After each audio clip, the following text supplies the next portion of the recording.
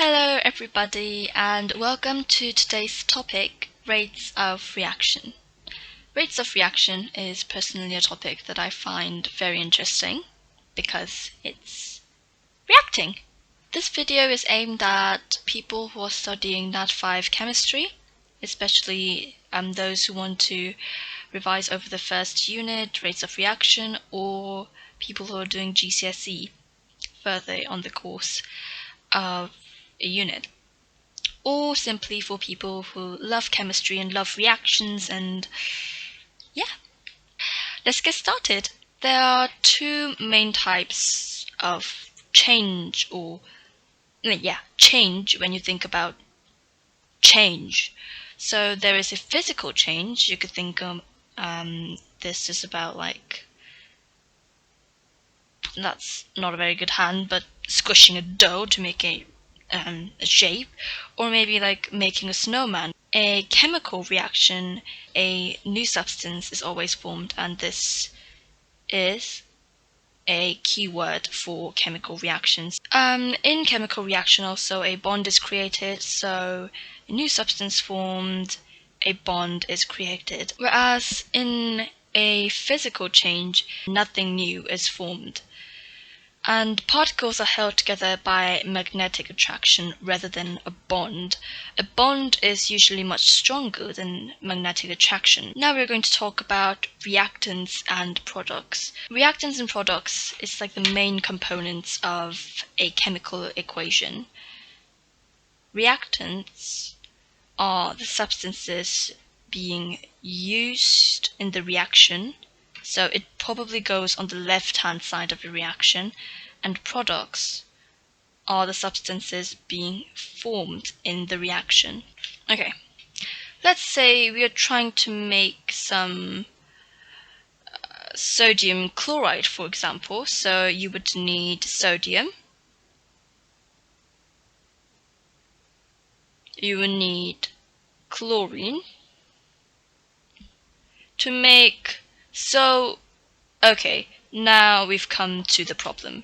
We actually can't fit the sodium into this tiny little space, so most of us would write it like, okay, sodium chloride. Wrong! The product has to be on the right-hand side of the equation, and if you kind of divide it like this is in the left-hand side, which means although it is lacking a plus sign, it could be considered as a reactant, so you won't get the marks in the question. Obviously, there will be an arrow pointing.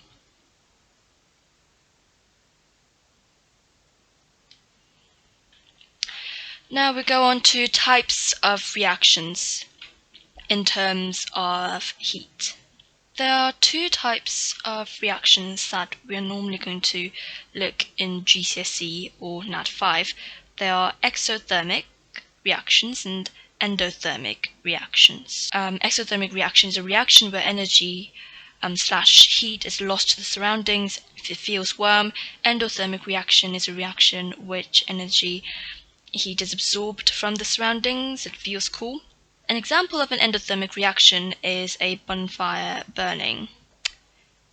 A fire burning vigorously. A reaction where energy heat is lost to the surroundings, so energy is lost.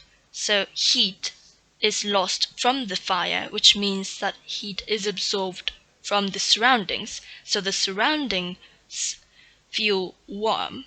An example of an endothermic reaction, so you could say you have a nice snowman. It's like Olaf. Oh. Okay, I don't remember how to draw Olaf. Okay, but you get the idea. A reaction with energy heat is absorbed from the surroundings, so this is taking in heat, which means the snowman will gain heat as time progresses. So the surroundings will lose heat, therefore it'll feel cooler than it was before the snowman entered. The way I like to remember exothermic and endothermic as being hot or warm is I normally associate X with the pointy bit of the fire. So you can imagine X being more intersecting, more strict, more like that. And endothermic, if you think of a snowman, it is all roundy, and you can see endothermic there. There are lots of curves in that word, so you could think of the curviness of the snowman, if that will help. Okay. Now we are going to the fun bits. We are going to tell how a chemical reaction is actually happening. So indicators or signs of a chemical reaction. The first one is effervescence. This is quite a hard chemistry word, and it looks really fancy as well. It just means that fizzing is happening, or there is a gas being produced. And effervescence, if you think about fizzing, the double Z, the fizz, the effervescence kind of like links to that idea. Moving on to the next one, there's also odor being produced. Odor is like smell. So, smell being produced. If you think about the chemical reaction of a dough being baked, a bread being baked, it smells really nice. So you could think of that. I'm just going to draw a nice bread here I'm actually just going to draw a croissant. C'est un croissant. Très délicieux. Bien sûr. Why not? Also, there is an energy change that we also hinted on earlier. An energy change normally in the form of heat, bravo, or you could say temperature change. Now the fourth one is color change. Color change is the change of color. And also the last one, a precipitate is formed. A precipitate is also like that fancy chemical word that pupils find normally hard to navigate with. But precipitate just means an insoluble solid.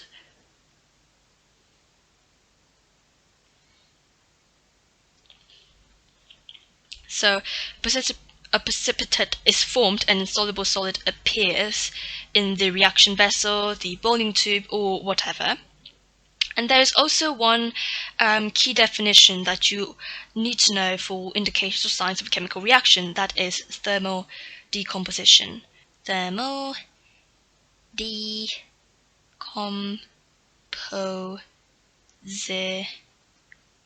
It's quite useful to memorize thermal decomposition because it appears quite a lot. Okay.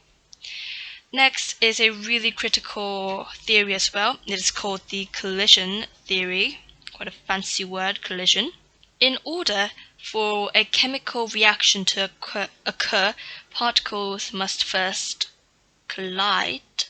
So I'm just going to do that in my highlighter. Collide with one another with enough energy and the correct orientation. That's a fancy word, but if you think about a particle that is shaped like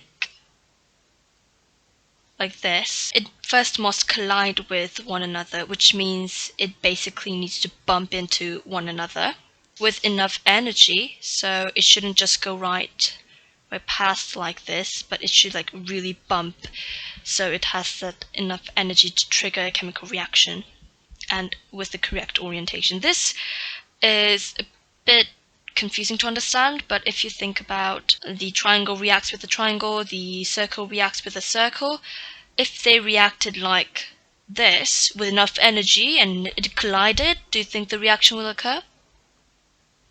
No, possibly because it is not the correct orientation. So you must have a circle in a circle, or no, it will occur. No, if it was like this, it won't occur.